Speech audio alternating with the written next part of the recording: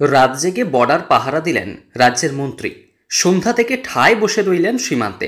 ভিন রাজ্যে আলু পাচার রুখতে পুলিশের সঙ্গে সীমানা পাহারা দিলেন রাজ্যের কৃষিজ বিপণন মন্ত্রী বেচারাম মান্না।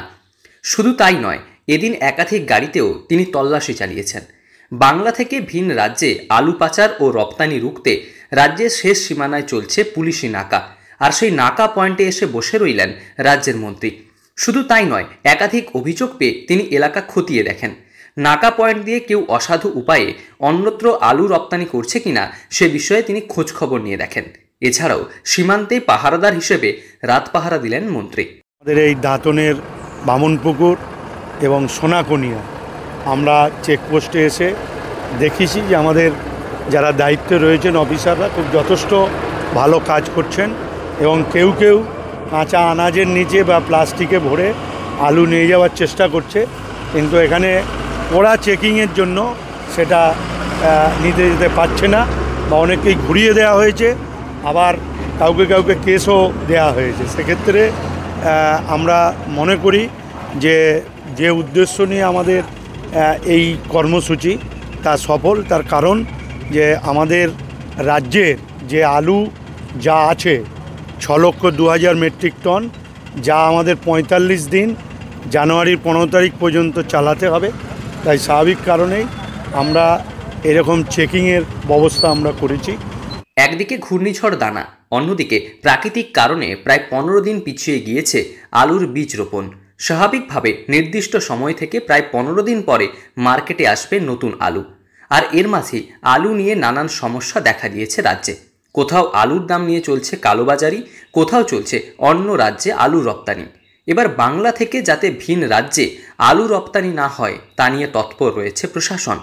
বাংলা উড়িষ্যা সীমানা এলাকা দাঁতন থানার বামনপুকুর এবং সোনাকনিয়াতে চলছে চিরুনি তল্লাশি। এছাড়াও পার্শ্ববর্তী থানা বেলদাতেও চলছে পুলিশি নাকা। এবার সেই নাকা পয়েন্ট ঘুরে দেখলেন রাজ্যের কৃষিজ বিপণন মন্ত্রী বেচারাম মান্না। শুধু ঘুরে দেখলেন তা নয়, একাধিক গাড়ির কাগজপত্র চেক করা থেকে সীমান্তে রাত পর্যন্ত বসে রইলেন তিনি। বর্ডারেই রাত জাগলেন মন্ত্রী। হ্যাঁ, আজকে রাত্রে আমরা এই বর্ডারেতেই থাকব। কতদিন ধরে চলবে এই? দেখুন, আমরা আগেই বলেছি যে আমাদের প্রয়োজনীয় যা আলু রয়েছে, যা মানুষের ব্যবহারের পর, বাংলার মানুষের ব্যবহারের পর যা উদ্বৃত্ত থাকবে বাইরে যাবে। আর প্রসঙ্গত অভিযোগ আসছিল যে বাংলা থেকে বিভিন্ন অসৎ উপায়ে কখনো সবজি গাড়িতে, আবার কখনো বস্তার মধ্যে ভর্তি করে ভিন রাজ্যে আলু রপ্তানি হচ্ছে। স্বাভাবিকভাবে সামগ্রিক বিষয় খতিয়ে দেখতে এলেন মন্ত্রী। পুলিশের কাজে উৎসাহ দিতে এবং সীমানায় নাকা খতিয়ে দেখতে তিনি এলাকায় আসেন। রাত্রি যাপন করেন এখানেই। স্বাভাবিকভাবে সামান্য জোগান নিয়ে নতুন বছরের প্রায় অর্ধেক মাস কাটাতে হবে বাংলাকে বাঁচিয়ে উদ্বৃত্ত ভিন রাজ্যে রপ্তানি করার পরিকল্পনা রয়েছে রাজ্যের। স্বাভাবিকভাবে বাংলা থেকে ওড়িশাতে যাতে কোনোভাবে আলু না যায় তা নিয়েই মন্ত্রীর এই সারপ্রাইজ ভিজিট। সীমানায় নাকা পয়েন্টে একাই পুলিশের সঙ্গে বসে রইলেন তিনি। কখনো খতিয়ে দেখেন গাড়ির বৈধ কাগজ, পুলিশকে সঙ্গে নিয়ে তল্লাশি চালালেন গাড়িতেও।